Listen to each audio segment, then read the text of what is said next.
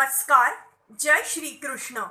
Developing text 10, text 11 and text 12 of chapter 5, Karma-Yoga, Action in Krishna's Consciousness of Srimad Bhagavad-gita. Text 10. Brahmana yadhaya karmani sangam tyaktva karoti yah lipyate na sa papena padma patrami vambhasa. One who performs his duty without attachment, surrendering the results unto the Supreme Lord, is unaffected by sinful action as the lotus leaf is untouched by water. Here, Brahmana means in Krishna's consciousness. The material world is a sum total manifestation of the three modes of material nature, technically called the Pradhan. The Vedic hymns, Sarvam hi itat Brahma, Mandukya Upanishad 2, Tasmad itat Brahma, Nama Rupam Annam Cha Jayate, Mundaka Upanishad 1.2.10, and in the Bhagavad-gita 14.3, Mama Yonir Mahat Brahma, indicate that everything in the material world is a manifestation of Brahman, and although the effects are differently manifested, they are non-different from the cause. In the Isha Upanishad, it is said that everything is related to the Supreme Brahman or Krishna, and thus everything belongs to him only. One who knows perfectly well that everything belongs to Krishna, that he is the proprietor of everything, and that therefore everything is engaged in the service of the Lord, naturally has nothing to do with the results of his activities, whether virtuous or sinful. Even one's material body, being a gift of the Lord for carrying out a particular type of action, can be engaged in Krishna's consciousness. It is then beyond contamination by sinful reactions, exactly as the lotus leaf, though remaining in the water, is not wet.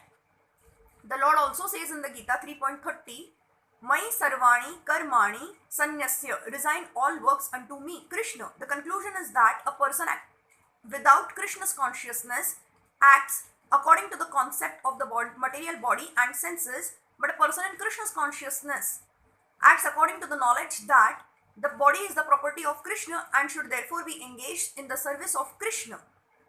Text 11.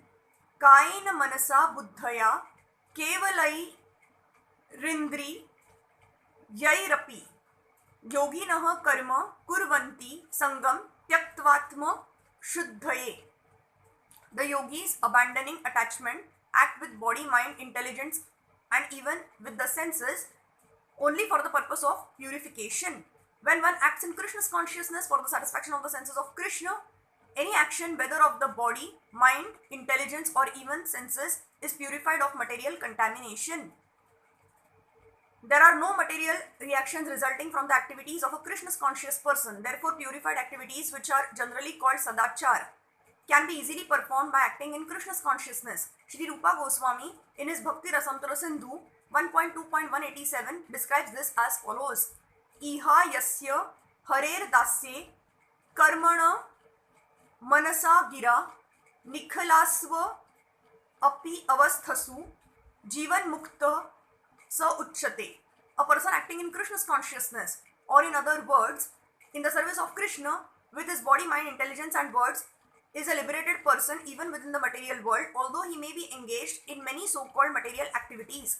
He has no false ego, for he does not believe that he is this material body or that he possesses the body. He knows that he is not this body and that this body does not belong to him. He himself belongs to Krishna and the body too belongs to Krishna. When he applies everything produced of the body, mind, intelligence, words, life, wealth, etc., whatever he may have within his possession to Krishna's service, he is at once dovetailed with Krishna. He is one with Krishna and is devoid of the false ego that leads one to believe that he is the body, etc. This is the perfect stage of Krishna's consciousness.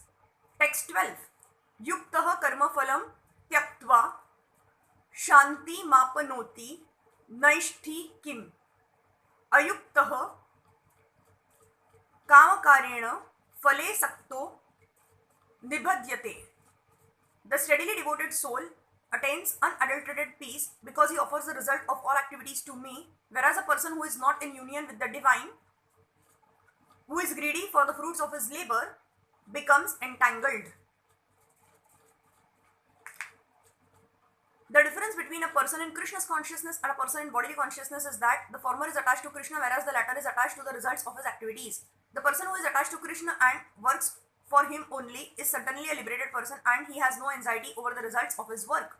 In the Bhagavatam, the cause of anxiety over the result of an activity is explained as being one's functioning in the conception of duality, that is, without knowledge of the absolute truth. Krishna is the supreme absolute truth, the personality of Godhead. In Krishna's consciousness, there is no duality. All that exists is a product of Krishna's energy, and Krishna is all good. Therefore, activities in Krishna's consciousness are on the absolute plane. They are transcendental and have no material effect. One is therefore filled with peace in Krishna's consciousness, but one who is entangled in profit calculation for sense gratification cannot have that peace.